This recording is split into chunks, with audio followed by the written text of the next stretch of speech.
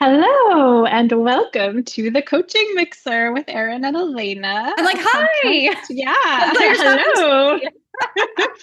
I was briefly said maybe next time I'll use my customer service phone voice. For some reason, I Ooh. found myself tempted Wait, do to. it. Can you do it now? Oh, okay.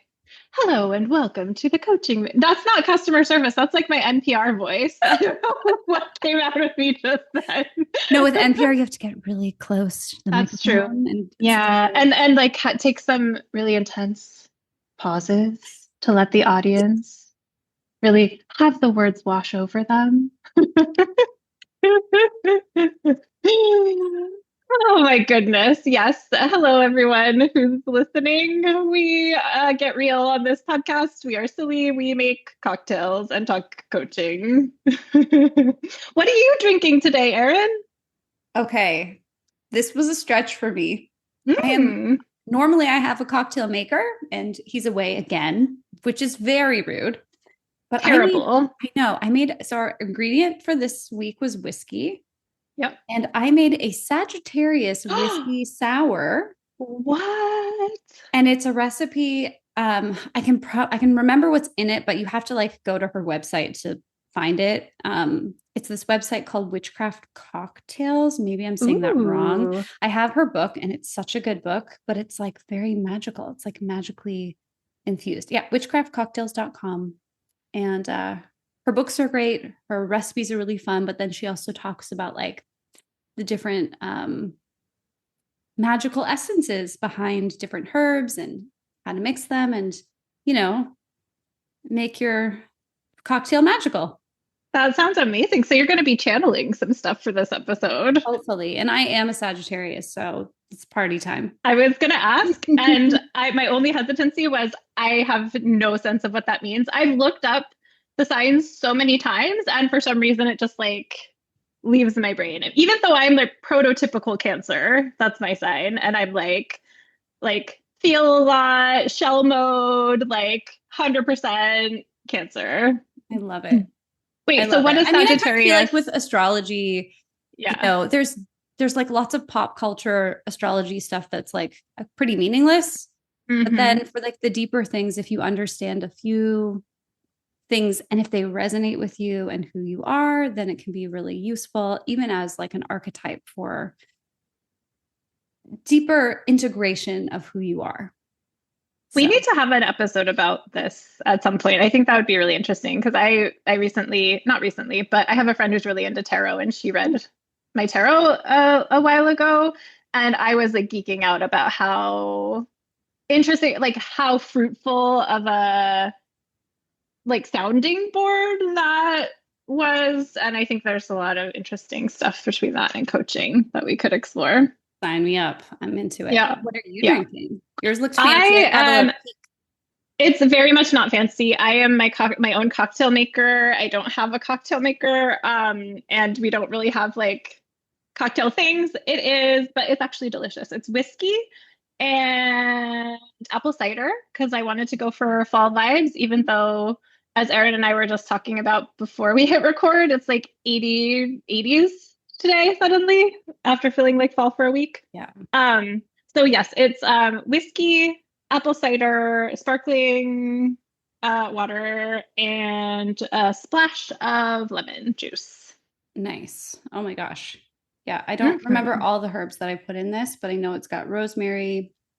It has an egg white in it, which is the first time like it's a like a sour. That means You it's could like whip it up immediately and make it super fancy. fancy, but I mean, I'm solo parenting and I was like, it's just going in the shaker, shaky shake. Hmm. Do the energy work over it and then cheers. So there was energy work Oh that you yeah. did over Oh it? yeah. Ooh, okay. We're going to be posting recipes in the show Yeah. And notes I'll post the on, link to yeah, this website because her book is great. Her recipes are great. And she's like a really fun witch. that sounds amazing. All right. So today is a very exciting episode. We are talking about some of the listener request questions that we've gotten. We'll see. Maybe we'll only do one because we tend to ramble. Maybe we'll do five. I don't know. We'll see. But it's very exciting to get questions and to be able to answer them. Yeah. And So, we yeah. appreciate people like reaching out to us, telling us what you think, asking us questions. The fact that you want to hear our cocktail addled responses. I was saying like today, I was like, we don't have all the answers, but we have whiskey opinions today. Yes, that's well said. Yeah, I'm like, do you really want my opinion? Okay, why not? I'm like just kind of blown away that people are listening to this, to be honest. Not that Me too. Yeah. Anyway, I will tell you, I had an alumni client reach out to me and say that she loves the podcast and she's like, I want to do a tune up with you. Like, I think it's time. I'm just like, things that you're saying are resonating with me. And I was like, yeah, there's something to in this world of, we talked about AI last time, in this world of like feeling so disconnected or feeling like everything that someone creates is always directly tied to a marketing piece, which we have to do. That's part of the deal. But to be able to do something that's like fun and creative and like hanging out and have that be a way of creating safety and trust with someone, it was like, that's very cool. Yay. Yeah. Like on a human level, it's awesome. And then on a business level, for anyone who owns a business, like maybe you can just let yourself do what seems fun for a little bit. And it doesn't have to be, everything does not have to be fully strategic, because this, as we talked about before, this podcast was not strategic. In fact, parts of us were like, is this a good idea? Is this okay? Is this okay? Sorry if you don't like alcohol. People who don't like alcohol, we respect that too. We do mocktails. We've done caffeine. We do more mocktails in the future. Yes. All right. You want to start with the first question we got that kicked this whole Sure. off? Okay. Sure. Okay. So a listener wrote, I love that we get to say that. A listener wrote, fancy.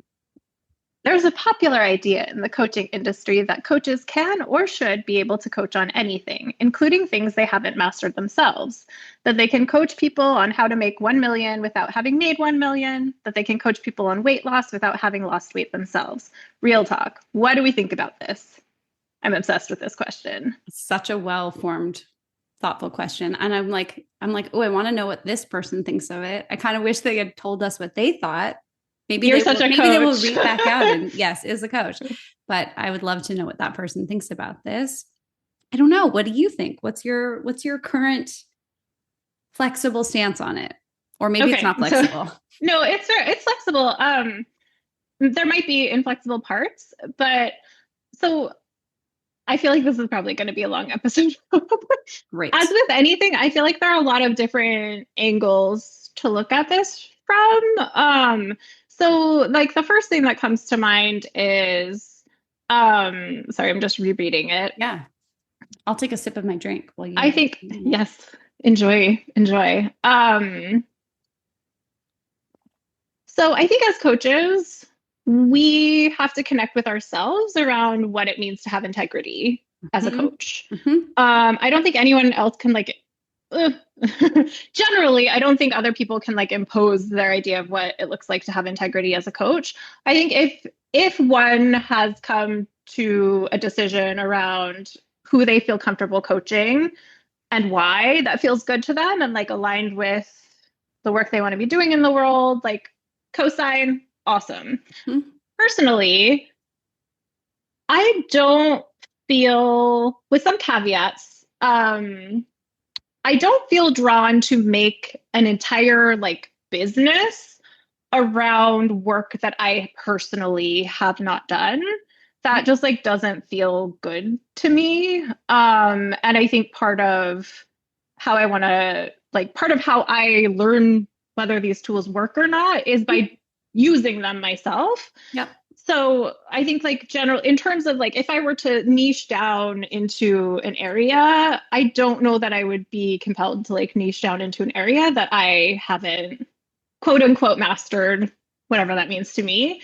That said, I've worked as a general life coach, for years, and I've coached $1 million, multi-million dollar business owners. I haven't made that.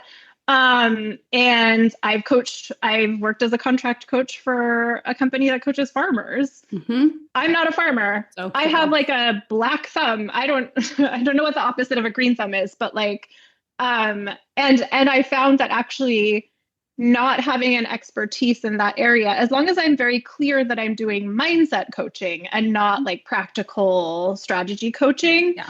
I found that not having that expertise sometimes actually makes it easier for me to empower the client to rely on their own expertise and Yeah. to not come in with like any preconceived notions about what is right and what is wrong for them. So that's like a very long-winded and convoluted answer, but I I don't think think so. I think yeah. that's good. I think that's really fair and it's really kind.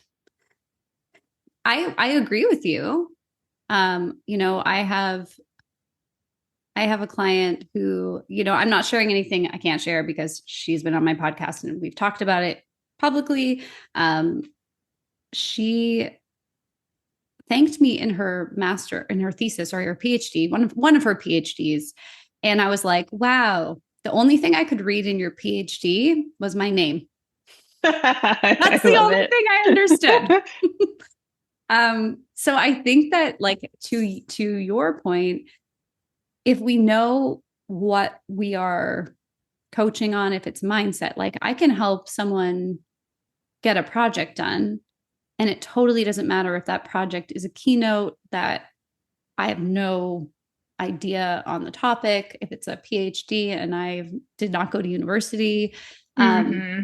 like if I'm clear and honest about my expertise in being able to help people get things done, to, remove or move through their own static, to walk through challenges, to have someone in their corner that, as you said, like maybe isn't part of their industry and doesn't share some of the unhelpful mindset, the fixed mindset things that every other person writing their PhD was like, this is going to take you 7 years.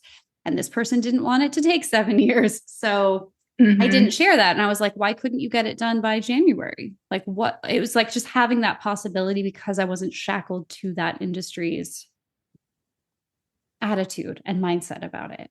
Yeah. Where I struggle is with the people who, first of all, aren't being honest. You Mm-hmm. said lack of integrity, which was very fair. I'm going to say like people who are just straight up lying. Like, Yeah. I think unfortunately there's a lot of people who claim to have made millions who have not done that. And they're going Mm-hmm. to show you their way that they made millions, but they actually haven't done it. Or they've, there's just a lot of shady shit, Yeah. unfortunately. Yeah. There are, and I mean, in the executive coaching world, there are plenty of people coaching executives who've never had an executive role. And it doesn't mean that they're less effective. It just means they're going to be coming at something with a theory more than a lived experience. Mm-hmm. If you're a CEO who wants a coach who's had experience as a CEO, that's hard to find because those people are going to just be CEOs and then they're going to retire. They're not interested in coaching. So I don't think necessarily you have to have the experience if you're clear on it. If it's actually Yeah. aligned with your vision and you know why you are doing it, it's not just like, I think if I coach business people, I'm going to make lots of money. So let me just call myself a business coach, which Mm-hmm. unfortunately a lot of people in the space I am in, that's what they do. Yeah, I think that's right on that. Like, I don't see any problem with, so like personally, like my personal stuff aside, I don't see any problem with coaches coaching on anything as long as they're upfront about their experience. Yeah. If they're spinning their experience, hiding their experience, or lying about their experience, like, yeah, that I have a problem with. And I think, like, even in myself, that's a little bit of a barometer. Like, if I earlier this year, when like I was in kind of a sabbatical mode and like not really creating very much, and a lot of my work prior to that had been about like unhinged explosive creativity. And like suddenly that, and I'm not saying this is true for everyone. Like I think Yeah. probably I could have actually continued to do that content because I know I've done it and I know how to coach on it. But like that just, it didn't feel right to me. I didn't feel called to coach on that. And I noticed in myself like wanting to sort of spin how I was Yeah. talking about this moment of pause that I was taking, so that and that was a sign to me like, oh wait, you need to like step back a little bit here. Maybe this isn't what you're called to coach on or to like market around, at least at this moment. Yeah. And I mean, I think you have the presence of mind and the type of mindset to know what felt right and had integrity for you. I think sometimes what I notice trips people up is they think like, oh, if I'm a weight loss coach, I have to have lost all the weight. I Mm-hmm. mean, I don't necessarily know that that's true. I sometimes wonder if that's just like an effect of the patriarchy saying like Mm, we have to be perfect people before we can help someone else with their mindset. I mean, I know so many people in other professions. I know doctors who smoke. I know yeah. when I burnt out as a yoga teacher because I was Mm-hmm. not doing any of the beautiful things I was sharing with other people.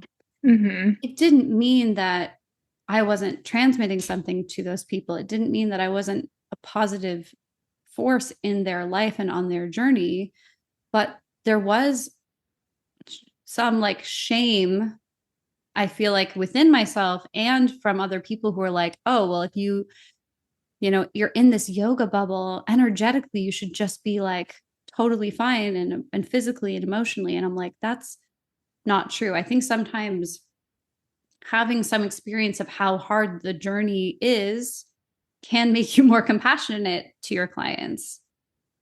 And Yeah. and maybe it's topic specific, like maybe it's, I don't need someone who's run a billion-dollar company to teach me how to grow my business by 10% Mm-hmm. if it's a mindset issue. And even Mm-hmm. if it's a strategic issue, because that's going to be two different worlds. Right. Yeah. I'm trying to think, like, what do you think? Are there any? Okay, I'm like, what would be a thing? Like, would I go to a coach for parenting coaching who didn't have a child? Mm-hmm. I can't see myself doing that personally as a client. Um, Only because I'd be like, no, you really don't know how hard it is. like I think they Yeah. would be like, well, you should never have to raise your voice at a kid. And I'm like, I don't know any parents that have never yelled at their kids. Mm-hmm. Yeah. Do you think it would be unethical or wrong or bad for a non-parent to decide they're called to coach on parenting? Not at all. I mean, I know plenty Hmm. of therapists who have kids who are clients, who have patients with kids and they don't have kids. Like, Hmm.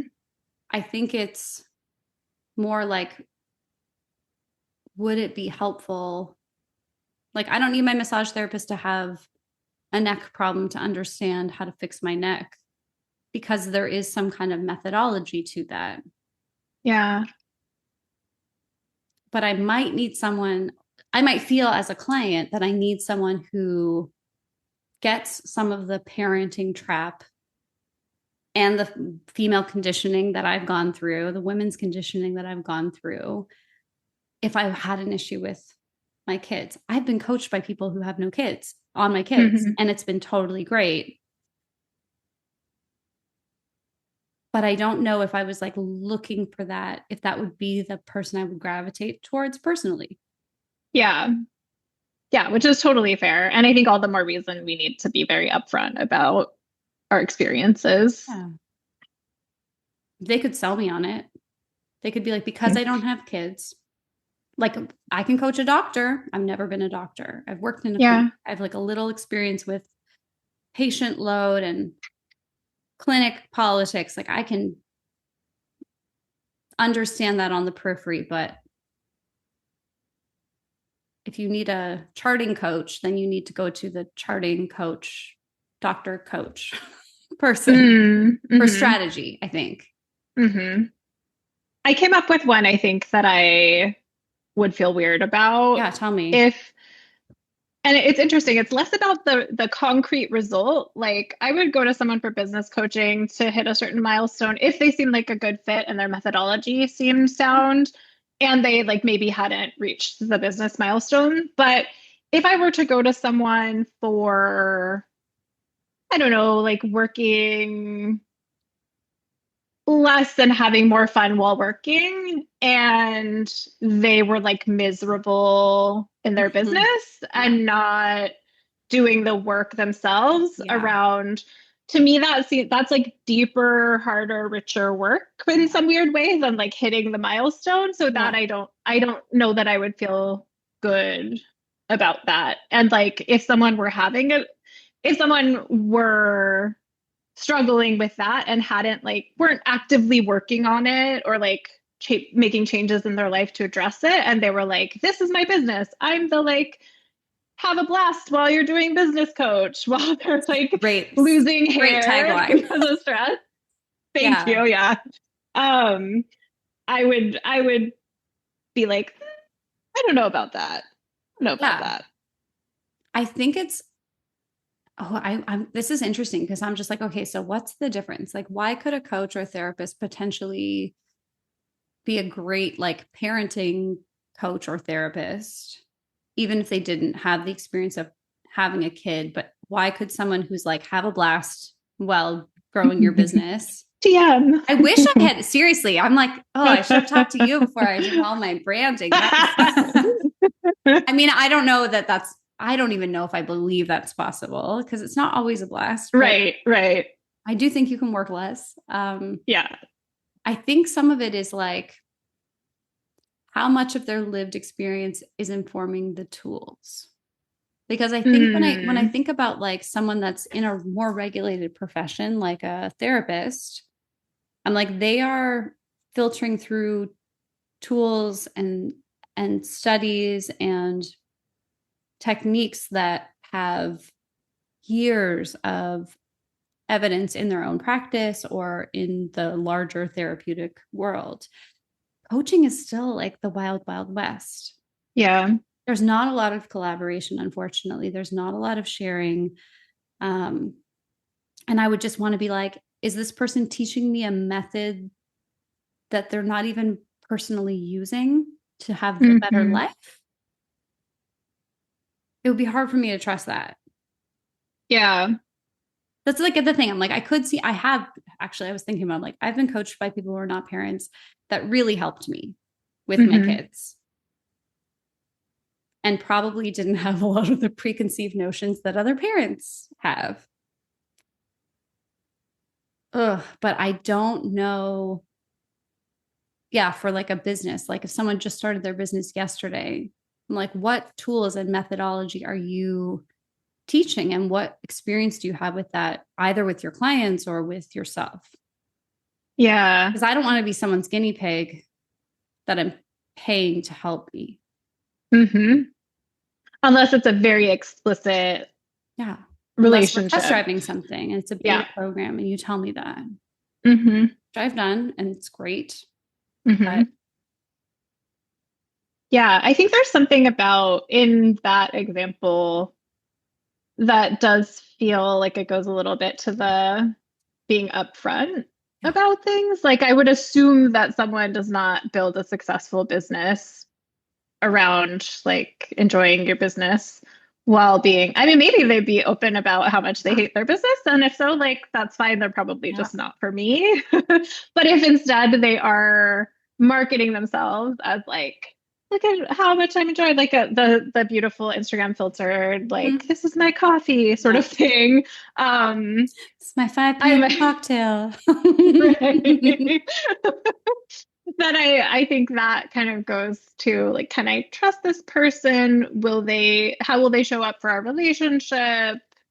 Will they like push me toward things that I don't necessarily, that aren't, I don't know, don't feel right or like aren't tested or I don't know.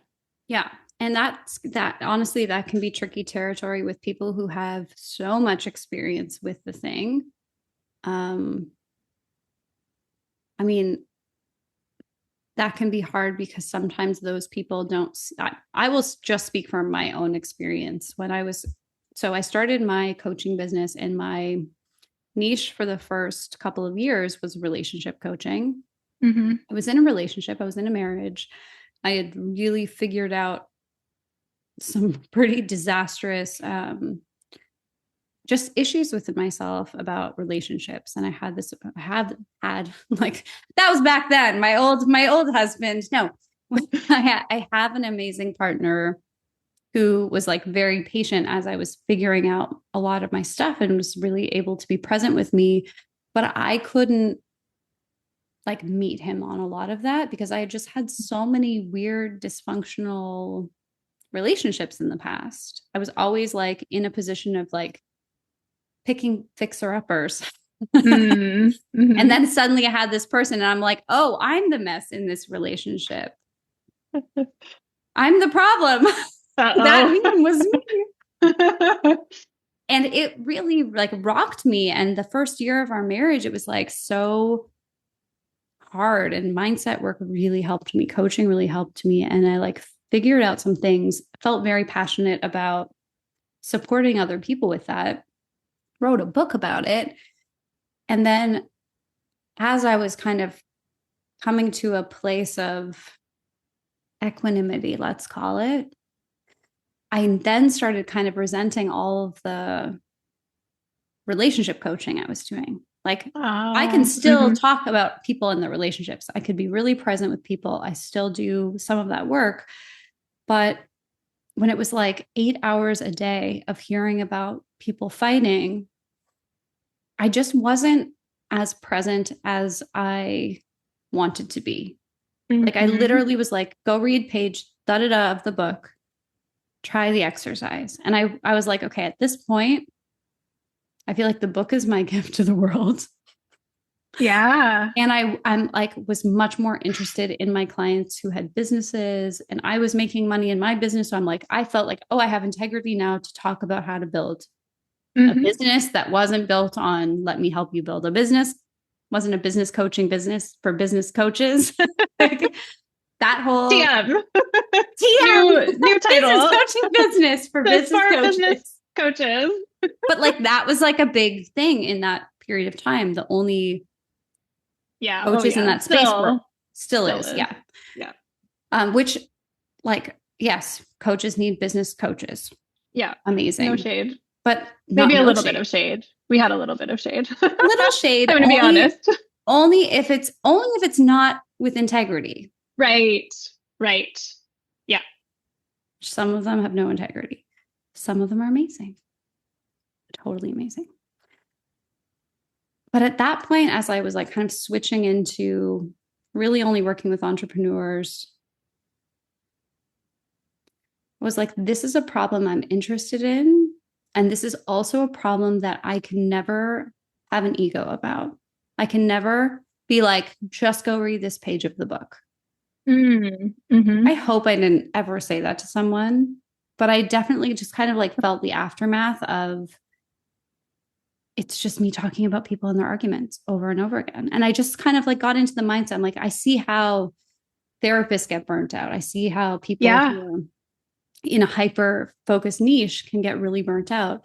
When I'm coaching somebody on business, I never know what's going to work, what's not going to work. It's like total humility at all times, which I think is very good for Sagittarius me. Yeah. I mean, I think I'm kind of going through a sort of similar experience. Not that like I love coaching creatives on anything, but a lot of the content that I was creating like a year plus ago was around treating yourself better when you're creating, like as the means, especially for perfectionists or people who are hard on themselves, to create more and like enjoy themselves when they're doing it. Yeah. And I love doing that work. And I do think there came a point for me where like talking about it all the time, I was like kind of bored of my own voice around it, because I felt like I said a lot of what I needed to say, and I'd done a lot of the work for myself around that. I'm not saying like I fully transcended sometimes I'm self-critical and stuff like that. But I I think for me, and maybe it sounds like for you as well, it's probably a lot of like engaged creative people. Mhm. We got to be like stimulated by the work that we're doing. And so if it Yes. starts feeling rote, it's hard to engage with that. My I don't know, mind is, like, yeah, my mind is actually glitching right now because I'm like, oh, this is the case for not needing to have the experience of your I know, I clients. was just thinking that. I was like, wait, what does that mean for our answer to this question? I mean, I think essentially my answer to this question, having had this conversation, is like, no, I don't think coaches have to have mastered the tools, but like be real about it. Don't be sneaky or shady or hide your experience. And if you feel the need to, that's a reality check for you to like take a look at what's going on. Is that patriarchal conditioning being like you have Must to be perfect. have 100% on the job description in order to do the job? Or is it some like inner voice telling you there's some like you don't feel comfortable doing this?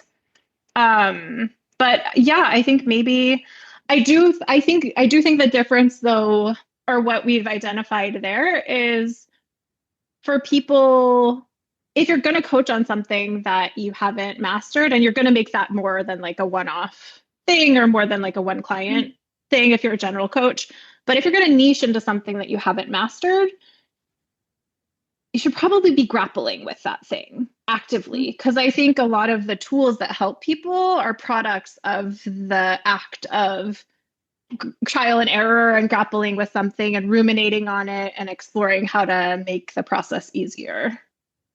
Yeah. I mean, you just said that so beautifully. And it reminds me of one of our mentors, Bev.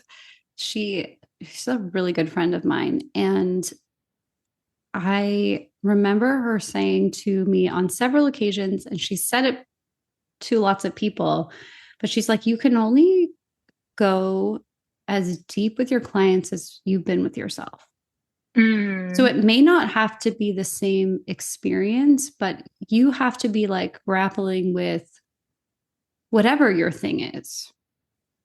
Um, Having integrity means not just like what I kind of felt like at some point. Just go read page 85 of the fucking book.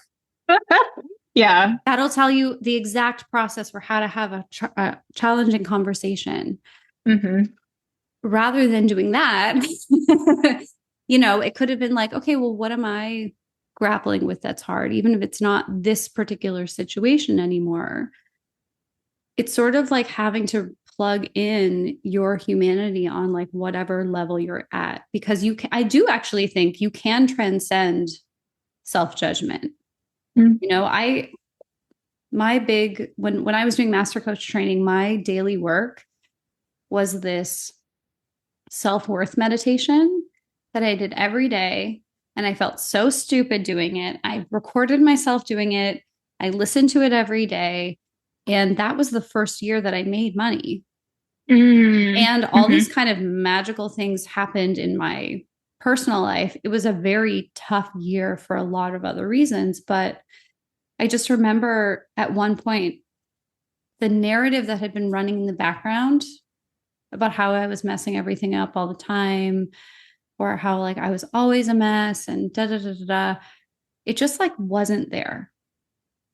And it doesn't mean that there's not sometimes a narrative that's not as pleasant, but it's like that is no longer something that stops me. Mm-hmm. And like for a while, I could use that with the relationship folks until I transitioned into the land I'm in now, where I am always nervous before my coaching calls because I'm like, Ooh, who knows what is going on? Who that's so knows what fun. they're going to bring me that's going to be big and deep and hard, or maybe I'm going to get to be strategic and talk about content. Like it's always a mystery. Mm-hmm. And I'm like, that is what I need in my business. And it doesn't totally matter what the topic is, but for me to actually deliver anything to someone, it has to be kind of that reciprocal work. Yeah. Mm-hmm. Okay, so now I'm curious, as you're maybe shifting, do you have any inklings of what that might be? Oh my God. I like 5 a day and then sometimes none for weeks. Love it. My recent thing, which I don't know if I'll do anything with this, but I found I'm deeply fascinated by collaborations. And I feel like we don't talk about collaborations enough No. Mm-hmm. in the world. And I think that collaborations are kind of like the key to many, many things in the world. Yep. Coming from a theater background, it took me longer than it should have to realize that I think a key to my creativity and my ability to like produce stuff in the world is community and collaborations. And I know a lot of Mm. people learn that through other avenues and stuff, but I think a lot of coaching is very much about how to become like fully self-reliant and basic, not all coaching, but some Yeah. like bad coaching in my opinion. But I do think a lot of the like it's like hyper individualism in a way, which there's value in aspects of that. And I think there's something magical about like this podcast, for example, has actually opened my eyes to a lot. Like I've been thinking about doing a podcast on and off for a couple of years and haven't pulled the trigger. And like in one semi tipsy conversation, we had this random idea and then we kind of supported each other in making it happen. And it's felt pretty easy so far. We're like very early days, of course, and who knows what it will evolve into or if it'll evolve like I don't know, who knows?